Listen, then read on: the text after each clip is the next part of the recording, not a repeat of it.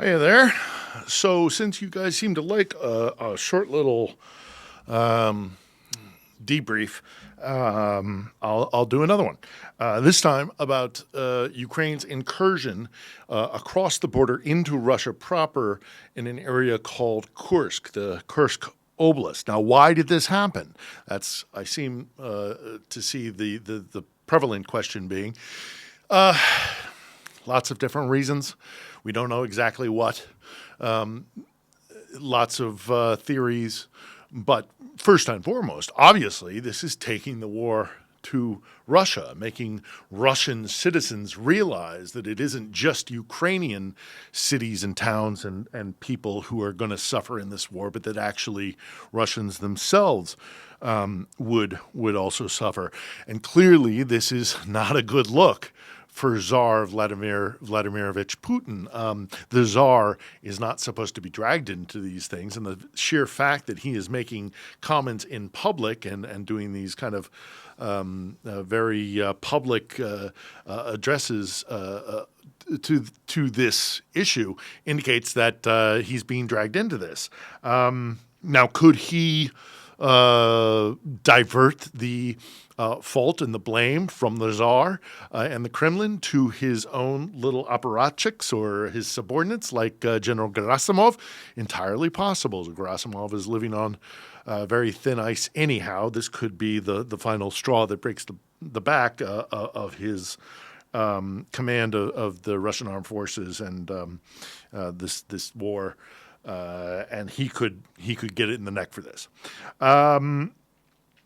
Obviously we see all these videos being put out of residents in Kursk Oblast saying, oh, please, you must not know, Vladimir Putin, we're suffering here. Please come and save us.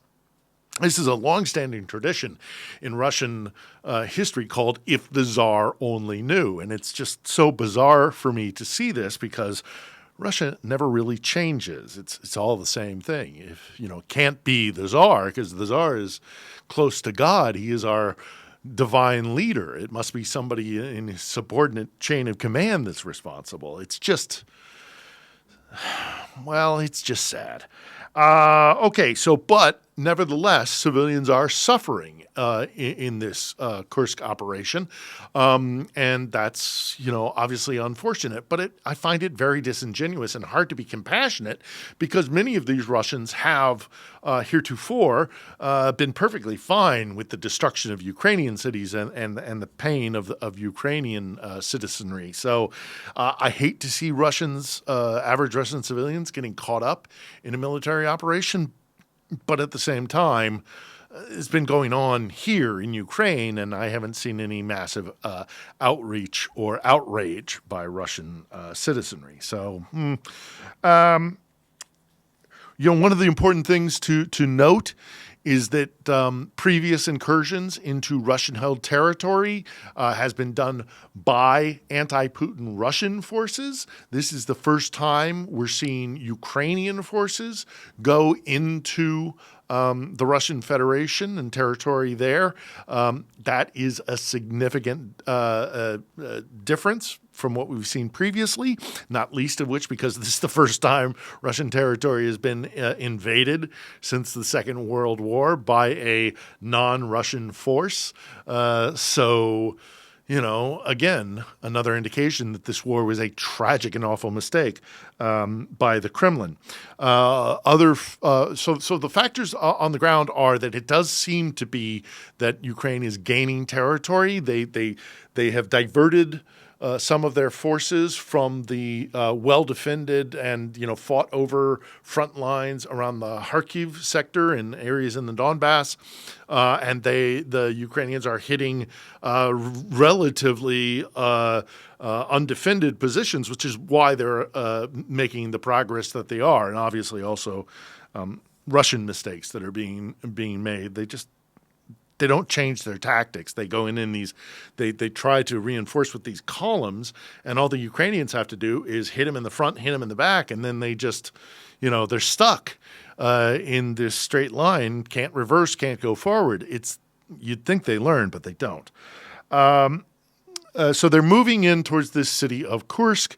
There are a couple of assets in the oblast itself, including a distribution point for liquid natural gas coming from Russia and headed to most notably Hungary. This could potentially allow Ukraine to exert pressure on Viktor Orban, who's been a spoiler within Europe. That's a significant factor to take into account. There is a nuclear plant in the oblast that potentially is within reach of Ukrainian forces seizing it. From all reports, the initial offensive force was around 1,000 Ukrainian soldiers. That may have surged to a significant number more since they are making advantages and they might want to exploit them. If they can get to that power plant, it might allow them to come to a negotiating table ploy of, you give us Zaporizhzhia nuclear power plant back and we'll give you Kursk.